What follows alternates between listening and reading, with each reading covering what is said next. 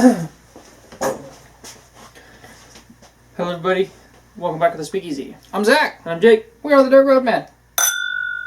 Clank it, clank it. I like the smell. It's a high rye bourbon and very wood forward, very much home in the bourbon field. I like that. Me too.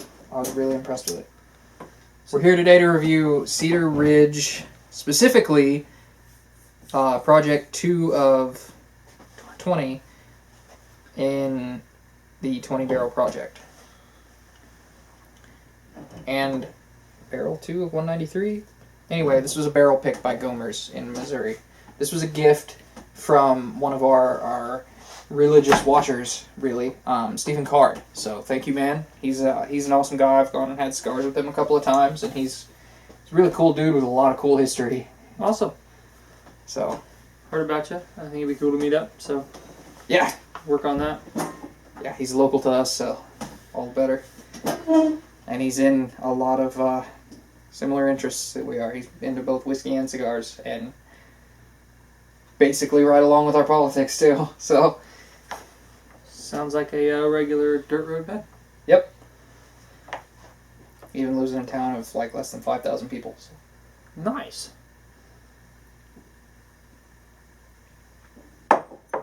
So,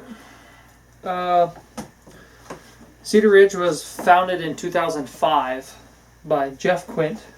His family has farmed in Iowa for many generations, and you have an actual timeline. They were the first licensed distillery in Iowa since Prohibition. In 2010, they produced Iowa's first bourbon, and they use their own corn that they grow on their family farm, and they mill it and store it. All of that's done by them. In 2017, they got Distillery of the Year by the American Distilling Institute. So that's pretty cool. There's one award chalked up to them. And this is a single barrel, as Zach said, from the 20 barrel project. And from what I could figure out, and then Zach confirmed, they did 20 different barrels just to see how the flavors, how different they would be. Just Well, they did 20 different batches. I don't know if they did 20 different barrels specifically. I think it was 20 batches with multiple barrels per batch. This says 20 barrel project. Barrel number 2, bottle number 193. I imagine they did 20 different. It's Yeah, okay. Fair enough. My bad. What I'm thinking, from what I can see, because they all use the same mash bill. All the barrel projects do? All the barrel projects use the same mash bill. Wow. Flex their creativity while remaining true to the Iowa corn bourbon. While all 20 barrels are comprised of the same high rye bourbon mash bill, each was bottled individually and exhibits its own unique profile. They're just seeing how different each barrel. How different of a flavor profile you can get from the same mash bill. Yes. That is awesome. And they could use that for future research for blends, for single barrel releases. I mean, that is wicked intelligent. And the fact that they marketed it that way. Not just as like the experimental series with the little bottles like Jefferson, I think it was, did. Yeah. Not that there's any problem with that. I'm down with that too. But yeah, until I actually got here today, I couldn't find anything online, and all the information I needed was on the bottle. So yeah, for that. So Cedar Ridge is one of those companies that's really good about transparency, which is something I like. I want to know what's in my whiskey because I'm nerdy about it. I want to know everything about it so that I know what makes this one unique. And then I can look for those nuances. This does use a different mash bill than their regular Iowa corn. Yeah, they're like flagship whiskey. Yeah, they're flagship bourbon. This is high rye. The normal one uses 74% corn, 14% malted rye, and 12% 6-row malted barley. I don't know what 6-row malted barley means. but it sounded cool, so I just put it in there. Fun fact though, some relatively common high rye bourbons also only have about as much rye as the flagship one he just listed. Yeah. And the ones in my head I like. I'm just saying. Jim Beam I think rings in at like 12%.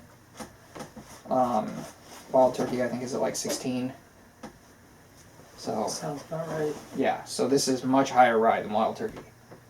Yeah, because this one is 58% corn, 34% rye, and 8% malted barley. And I love how it came out. We haven't said a whole lot about the flavors and stuff that's going on in here yet, but I love it. And everyone I've had drink this, I let somebody sample it last night, and they straight up took a picture so they could try to find it again. Yeah, this is delicious. I would keep this on hand. I know. I'm irritated that I'm pretty sure it's a limited release. I need to go find another bottle. How many bottles can you get out of one barrel? At least 193.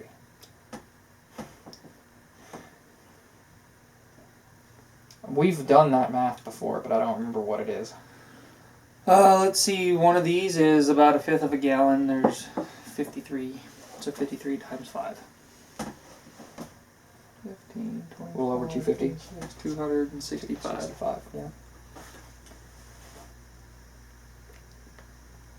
I just did math like that in my head. It's pretty cool. You know, he jokes like he's stupid, but most of the time it's just that he doesn't bother to flex that muscle. I'm gonna go ahead and bourbon makes you more smart.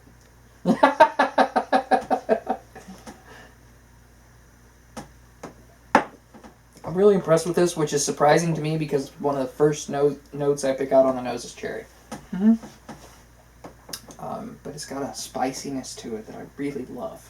It's yes, it's got all the things I love about bourbon and the few things I really love about rye really blended nicely together. Yeah, it almost tastes like a rye. This is not dissimilar from how I expected the High West Boar Rye to taste. Not that I've tried that yet. I haven't tried that yet. So how I expect it to taste. Obviously it'll probably be a little more rye forward because it's 50-50, but I'm really impressed with this. This is a good whiskey review day. We've shot 3 today. We shot Ardbeg, Wyoming whiskey, and this one. This is and the lowest, the low hitter was a 7. yeah. We've had a kind of a not too big of a dip, but we have a little bit of a roller coaster. Yeah, I don't want to sound like we're crapping on Wyoming whiskey, but this is nice. I'm not sure on a solid number yet, but I'm gonna 8 or 9 for me so far. Yeah, I'm trying to pick 2. I'm trying to nail down the finish also. I'm not sure what to say about the finish, except that it lingers quite a bit. And I like that. It's got some oils going on.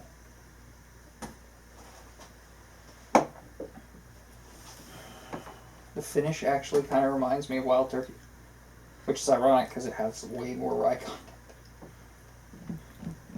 But, I like the spice on the back on the finish. I think that's why it reminds me of Wild Turkey, because it's spicy at the back there, and that's something Wild Turkey's good about. But Wild Turkey has more of an apple note to it, not cherry. Yeah, I'm going to give it a 9. Okay. Yeah, 9. So, 9 you were is- between an 8 and a 9, and I said 9, so you're bumping up to it.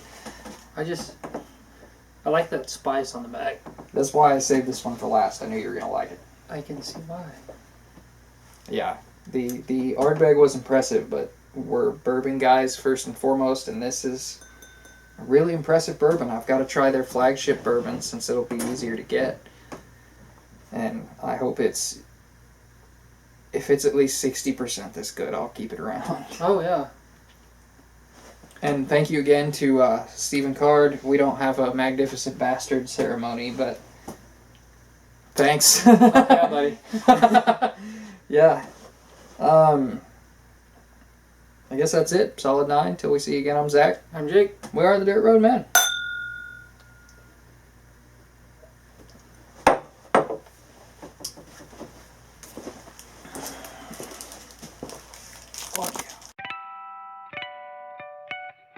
If you like this video, hit the subscribe button, the notification bell, drop us a comment, and check out our Facebook page for daily updates.